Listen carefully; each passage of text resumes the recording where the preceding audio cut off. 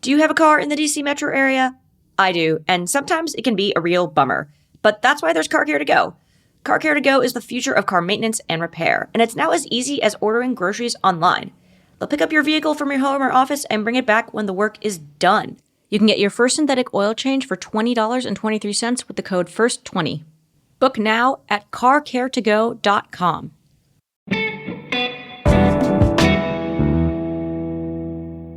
Today on CityCast DC. So for years, DC has paid rent to landlords on behalf of poor people who might otherwise live in public housing. But a recent Washington Post investigative series reports that the city has been shelling out way more than those apartments would get on the open market. And this is not just some wonky budget thing. The pattern has real impact, both for people using housing vouchers and for anyone else in DC who's trying to find a place to live.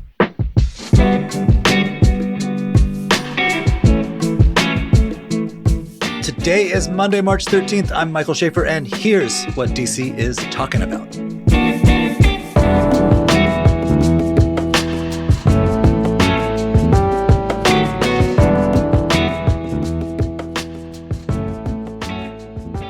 Steve Thompson from the Washington Post, you are the author of a boffo investigative story about the DC Housing Authority overpaying landlords for certain housing units, often by quite a lot of money. What is going on here?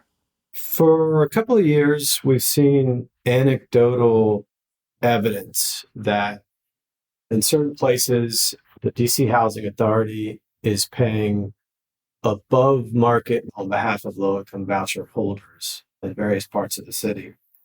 So my colleague Dalton Bennett and I wanted to see if we could sort of prove that this was happening and quantify it in some way. And what we found was pretty interesting. Can we back up for just a sec? How is the system supposed to work, like ideally? So under federal and city regulations, housing authorities are not supposed to pay more on behalf of voucher holders than others might pay out of their own pockets. So HUD lays out some instructions on how this is supposed to work, and there are essentially two mechanisms to avoid overpaying. The first is for the Public Housing Authority to set what's called a payment standard, or potentially various payment standards across a city. And these are limits on what it's willing to pay. And the idea there is to steer voucher holders to moderately priced units. The second mechanism is what's called a reasonableness process. And the idea there is to check each individual unit that a voucher holder may want to rent and see what it might go for on the open market and ensure that the housing authority is not paying more for that unit than comparable units on the market. So we've now entered the system, though, where someone is an apartment that would fetch like $1,000 on the open market. You will take a voucher for $2,000 for that. So effectively, the city, the taxpayers, are paying much more than this landlord could get from a cash-paying tenant. How is that changing the behavior of landlords? In many cases, we've seen landlords that structure a business plan around the guarantee that they're going to get, in many cases, inflated rents for what they build or develop or redevelop.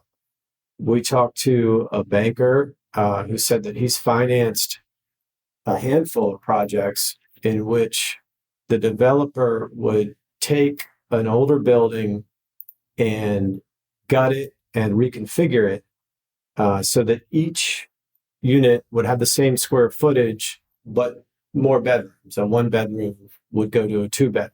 A two-bedroom might turn into a three-bedroom. And the developers know that the prices that they get are only going to be based on the number of bedrooms, the fact that they reduced the square footage for each of those bedrooms, or whatever else they did is not going to affect the price they can ask for and get from the housing authority. If I have a regular rental building, though, doesn't it kind of become an incentive that, why would I take $1,500 from Steve when I can take $2,000 from the DC Housing Authority? So let me try to get rid of Steve. That, I think in many cases, that's exactly what's happening. They have a lot of incentive to get rid of Steve and try to get a voucher holder in there for whom they know they can get a much higher price. And we've seen a lot of landlords trying to do that. It's in their interest to do that. Can I back up actually even further? The big picture here is we have a housing authority. It owns some facilities. Those are public housing projects. It also gives people who are needy vouchers that they can then use to rent a privately owned apartment. Is that right? That's exactly right. And among people whose housing is paid for by the city, by the district, how many are living in public housing versus private with vouchers? They've got several thousand people in public housing owned by the housing authority. And I don't know the exact number there, but it's along the lines of, let's say, 4,000. And they've got closer to 8,000 of those units, but many of them, unfortunately, are vacant. And they have more than 15,000 vouchers that the housing authority administers for people to live in private buildings or private homes paid for by various entities, but administered by the housing authority. So if I am a person who qualifies, I get a voucher from the DC Housing Authority, and then I can take it to any landlord I want, and they will have to accept it, albeit for whatever it's worth. That's exactly right. Landlords in DC are required to accept it if you're a voucher holder, but they don't have to accept a voucher that's worth less than what their apartment would go for. Now, there are many ways to get around that because landlords do have a lot of leeway, and it can be pretty difficult for a voucher holder to, many times they don't have a good rental record or often a good credit record, and that can make it harder for them. But DC, unlike many jurisdictions, has a law that says you can't not accept somebody just because they have a voucher and are going to pay for it with that. So what does it mean, though, for people who are currently living in rental apartments? It's a city that's obviously very expensive. There's a lot of people who maybe don't qualify for public housing, but whose rent check is a big, tough payment every month. What does this mean for the people who are currently living in those units? What have they told you about this? Well, certainly many tenant associations say they are suffering. They say that it provides landlords little incentive to take care of them because in many cases landlords would like to see them go. And then the landlords still don't have a lot of incentive to take care of the voucher holders because the housing authority is not checking in on those units like it's supposed to. The voucher holders themselves are in many cases just are happy to have a place to live and are not focused on how much is getting paid on their behalf. And so the landlord has every incentive to get rid of a market rate tenant who may complain if you don't fix something that needs to be fixed and bring a voucher tenant in who is much less likely to complain, or if they do complain, have the means in some cases to pressure a landlord to make a change. We should say on the other side of that the landlords do face issues with voucher holders that they may not face with a market rate tenant. And so there can be advantages and drawbacks to renting to voucher holders. But certainly when you're willing to overpay by hundreds of dollars, that's a pretty big incentive. And what is the effect on the budget / the district's ability to provide services for needy people of the fact that they are apparently paying so much more than they ought to be paying for rent on some of these voucher places? Well, certainly to the extent they are overpaying for units for some people, that's less money that they have to rent units for other people who need it. And we know that there are many people out there who do need them and would love to have them. And so that's a core responsibility of the housing authority to look after the funds that it has and make sure that it's helping as many people as it can. And when you're overpaying, and in many cases grossly overpaying on behalf of voucher holders, that's not looking after that money the way HUD would like to see how housing authorities look after it. Were there any anecdotes in your reporting that jump out at you? I mean, you included so many little stories in there about cases where the DCHA was grotesquely overpaying.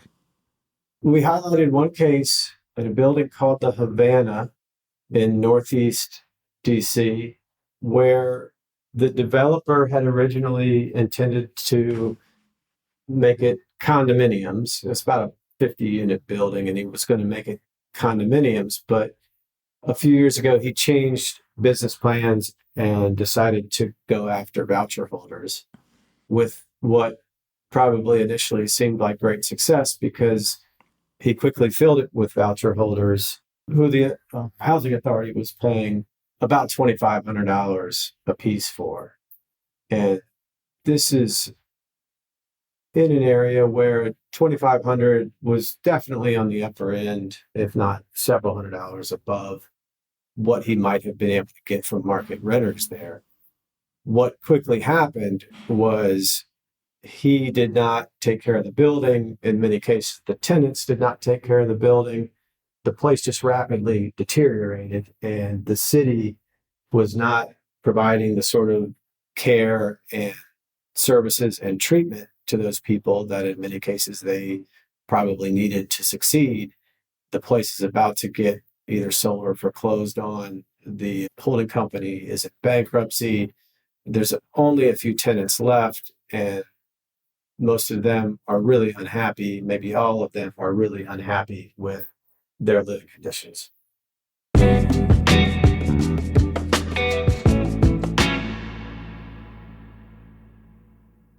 FrameBridge, the custom framing company, is the perfect way to refresh your space for the new year by framing everything that matters to you. That's because they can FrameBridge just about anything. Game day jerseys, selfies, your anniversary dinner menu, artwork, your favorite movie poster, a love letter from the people at CityCast DC, anything. Here's how it works. You go to framebridge.com and upload a digital photo. If you have a physical piece to frame, like a poster, they will send you complimentary packaging to safely mail it into their owned and operated studio where the framing will begin. You preview the piece online in dozens of frame styles. You choose your favorites. The experts at FrameBridge will custom frame your piece and deliver your finished piece directly to your door ready to hang. And instead of paying hundreds, their prices start at $39. You can order online at framebridge.com, or you can shop at a FrameBridge store near you, which if you live in DC means a whole bunch of stores. Get started today. Frame your photos or give someone the perfect gift. Go to framebridge.com and place your order now. So there's also been this issue in the last couple of years in wealthier neighborhoods where there's a lot of political agita and hand-wringing about vouchers in buildings and all of the toxicity that comes with that kind of politics. So we don't want them in the neighborhood. How does that intersect with the reporting you have done? I think you can put people who may be concerned about voucher holders into two categories. And one category might be the sort that you're talking about, where maybe it's sort of a NIMBY thing and people just don't want, a poor person living next to them. And then the other category is people who would be very happy to have a poor person living next to them, or somebody who doesn't look like them living next to them. But their community has endured this drastic change of character and quality of life by virtue of an influx of voucher holders who, in many cases, were recently homeless and chronically homeless, and in many cases have mental health and addiction problems for which the city is not providing them the treatment and care that they need. And you can imagine the types of situations that can stem from that. And it could be little things like litter to larger things like somebody smoking in the apartment next to you that shouldn't be doing it, and you're having to breathe that secondhand smoke, to somebody with an addiction problem whose dealer is frequenting the apartment to serve their addiction. You guys reported on some pretty severe dropped balls here. What's the reaction been? What I have heard from, who I have heard from, is folks who are really concerned about quality of life issues in their building and their community. So in many cases, I think people have been scared to speak up because they're worried that they will get branded as callous or worse yet, racist or whatever people might say about them for speaking up about an influx of voucher holders in their building. And I think in many cases, I think they might feel a little validated and vindicated to read that there's a lot of larger systemic problems here, that forces outside of their control that are not working the way they should to try to raise the quality of life for everybody. Can you tell us about some of the failures here at the DCHA, what they have done wrong, and how they've reacted to your reporting on it? They've screwed this up in several different ways. We talked earlier about the need to set payment standards and then the need to check for rent reasonableness. And the Housing Authority has not checked for rent reasonableness at all. They've just sort of cut that out of their repertoire. And they've set payment standards in a really haphazard way that has come to a point where it just bears no relationship or resemblance to the market. Wait. They don't check for rent reasonableness. They are supposed to check for rent reasonableness. Did they pretend to check, or did they just admit to you and the world that actually we're not doing that anymore? Well, there was a board member, a Housing Authority board member, Bill Slover, who realized a few years ago that they were not checking for rent reasonableness and really tried to raise the issue and tried to get the agency to do something about it.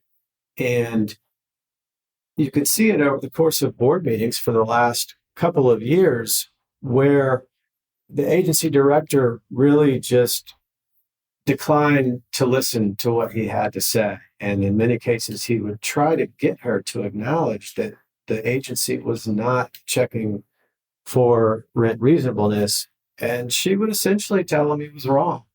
He was misinformed. He was going on. So she claimed, oh, we are checking? Well, it's a little more nuanced than that, but they would never get to the heart of the issue. And HUD came in and said very clearly in their report late last year that the agency did not have a reasonableness process and it needed to. And what the director, Brenda Donald, said was that, well, we have been putting the fact that we don't have this process into reports that go to HUD for more than a decade now. And essentially HUD has authorized that and for us to do it that way. And so that's why we're not doing it. And after she gave them that response, she tells me she spoke with them and they told her, no, whatever you think we authorized, whatever we may have authorized, you just can't do it that way. And she has now agreed to change it. Will you tell me a little bit about Brenda Donald and then talk about what her reaction's been to your reporting?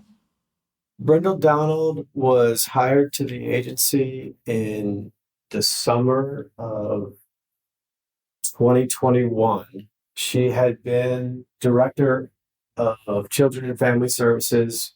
Mayor Bowser had really praised her work in that role and has supported her. But Brenda Donald did not have housing experience when she came in. So this learning about housing authorities and real estate has been a learning curve for her.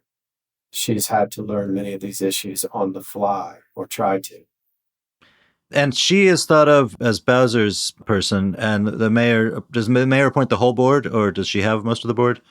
The mayor controls the board, and the mayor controlled the board before, and then it was recently reconstituted, and the mayor controls the newly constituted board. There are a lot of folks, legal advocates out there, who say that the recent change has only given the mayor more control over the board. Which is just to say she's the boss and responsibility, like authority, comes back to her. Yeah, although it's indirect. And I think that she would, a couple of years ago, I think Mayor Bowser would have said that responsibility was not with her, that this was an independent agency. She's not really taking that position today. She's taking more of a position that she's going to take this on herself and make sure things go right from here forward. So there was this report in like October that was really pretty blistering. It was right before the election about the DCHA leadership. They gave them, as I recall, 3 months to get it together. It is now March. What's happened on that? HUD gave the Housing Authority 3 months to make substantial progress and then 6 months to sort of take all the necessary corrective actions. And so that 6-month period will end at the end of March.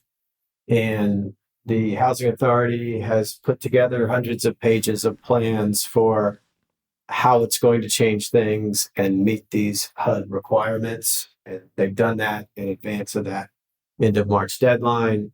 Certainly, these changes will not be done by then. So we'll have to see if HUD is satisfied with the pace that they do it in. Do we know where the DCHA is going to go from here? At some point, I think later this year, they're going to get a new director. Brenda Donald is there on a 2-year contract, and she's indicated that she doesn't plan to stay past that. And I think between finding a new director and trying to satisfy HUD, we'll just have to see how all that goes. But there's going to be a lot of changes there in the next few months and over the next couple of years.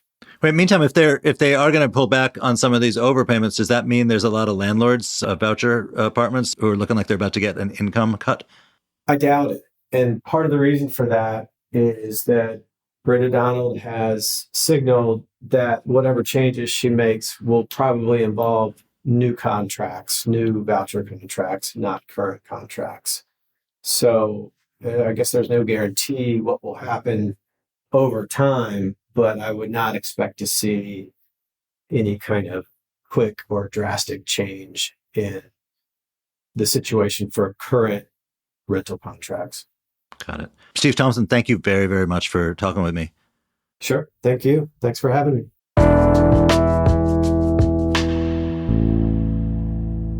Before you go, here's some quick news. Congress is coming after another D.C. law, the police reforms that were adopted after the 2020 racial justice protests and made permanent last year. They include a ban on police using neck restraints, and they also aim to weaken the local police union. Republicans are leading the effort, as they did with D.C.'s recently blocked crime bill, and they've got the police union's support. Meanwhile, another billionaire is in the hunt for the Washington Commanders. Mitchell Rales has joined the bid that's led by Josh Harris, the owner of the Philadelphia 76ers and New Jersey Devils. If Rales' name sounds familiar, that's because he's a co-founder of Danaher Corporation and created the Glenstone Museum in Potomac. And lastly, it's time to start signing up kids for summer camp. And luckily, DC is shifting to a lottery system for city-run camps, instead of the first-come, first-served system that has been compared to the Hunger Games. The mayor says it'll be more equitable and less stressful this way. You'll have 4 weeks to register your kid, starting at noon today. Finally, today's DC life hack. It's another budget trick. The Kennedy Center posts amazing discounts every week for adults under 30. We'll link to the program in our show notes.